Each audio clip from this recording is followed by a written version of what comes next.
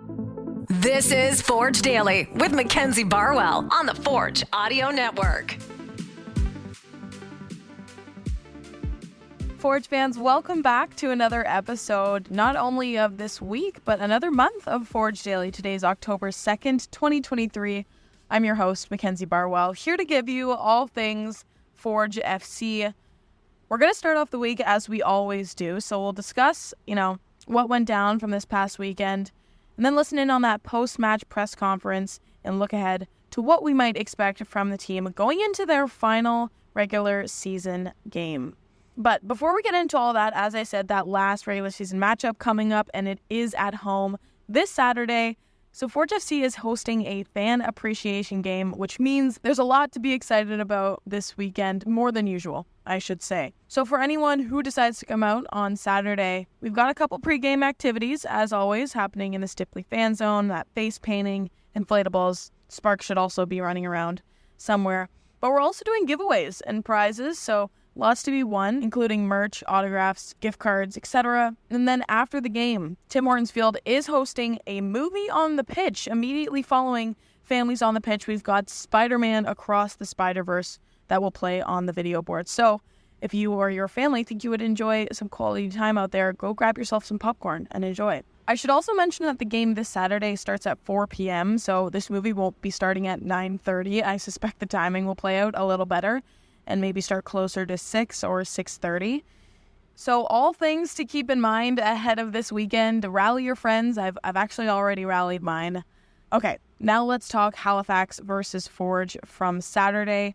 We actually had some Forge fans make the trip out, which was awesome to see. The battalion is a very committed bunch, to say the least. Anyways, the stadium over in Halifax was jam-packed, and unsurprising considering what we talked about in last week's episodes. Halifax would be looking to reverse their form based on their past couple results.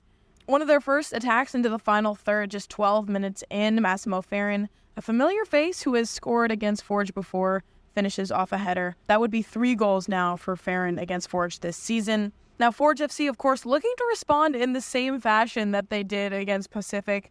They find a few chances, including Taryn Campbell in the 25th minute. It was a very close call for him. But not long after, a little tic-tac-toe action in the Halifax box, and Women's Passius scores his 10th goal now of the season. This is his 6th in 6 straight games. All right, soon to be 7th in 7 after the game this weekend and his Forge Audio Network appearance this Friday. Just before halftime, though, we are back in Forge's half. Resort Rama makes an impressive defensive play, stopping the ball from crossing the goal line. I think it was a no-looker. However, in an attempt to clear Rama's rebound, Ali Hijaprapur is called for a controversial foul inside the box. Of course, this was not very well received, but ultimately the call initiated a penalty kick, which would be finished by Daniel Nimick. So we're 2-1 going into halftime and 2-1 to close out the game. No more goals would be scored despite the intensity and tempo both teams showed during these final 45 minutes. You really do have to give the credit to Halifax's keeper, Jan Fillen, who made some incredible stops during the final minutes of this game because Forge showed a lot of urgency and had a couple good chances, particularly with Women's Passius and Mandrakar James.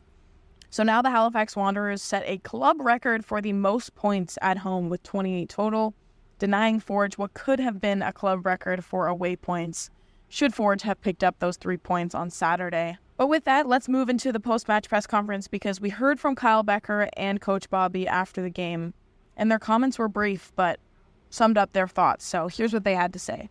For me, it was a great game of football. There's 2 teams who had a great first half. I think the guys wanted to play, and then something that we've seen over the last 5 years, which is just shocking. These refs are seemingly getting worse and worse. And there's really nothing much else to talk to. You had 2 teams who wanted to come out and do something. Unbelievable atmosphere here in Halifax. And it's another game that's just absolutely ruined because the ref wants to make it above himself. And it's week in and week out, we see this, and no one talks about it.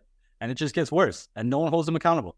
They got a guy at the top who just acts with impunity, thinks he's special. He comes into every single team, shakes everyone's hand, and then they just act like they're bigger than everything else. And it's crazy. You see it week in and week out. This isn't just a Forge thing, by the way. This isn't just because they missed that PK today. It happens to both sides. It's calls throughout the game that they're blatantly just missed, and then there's makeup calls every single time, and they take it about themselves. Like they're handing out bench yellow cards left and right. For what? What is the point? It's crazy. And I think as a player, you're just sick of it. You have two teams who literally every single call come in and be like, well, missed that one.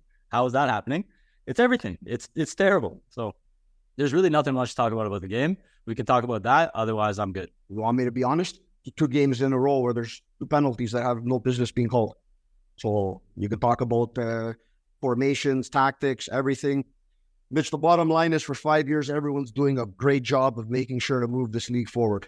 And then this season, and this isn't a Forge thing, it's all across the season. Some things aren't moving forward, and it's not good. Right? We can't have amateur things going on at the professional level. Bottom line ends there, because the rest, we should be talking about 2 teams who put a big effort to play football today, but there's a lot of other shenanigans going on. Yeah, both teams want to win. Both teams want to play. Chances are created. Things are done. Let the teams do the business. Bottom line, let the teams figure it out. That's the most important thing. That's what the fans come to watch. That's what everyone wants to watch on TV.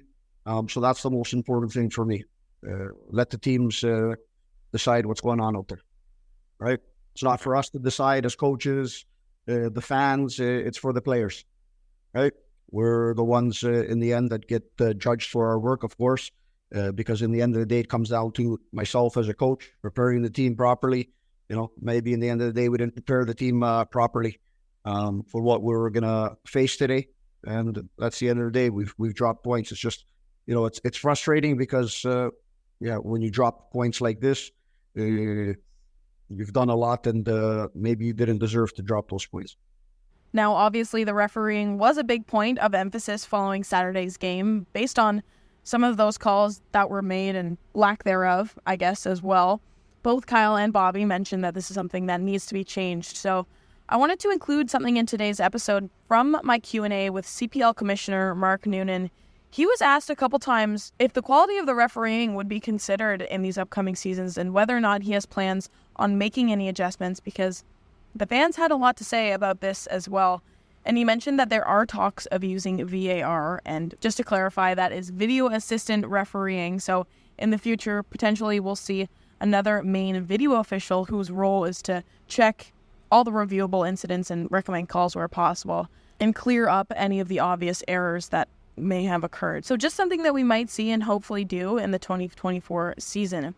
All right, that will wrap up today's episode. Thank you all so much for listening and have a fantastic rest of your Monday. I'll be back to catch up tomorrow. This has been Forge Daily with Mackenzie Barwell. If you like what you heard, please like, follow, subscribe, comment.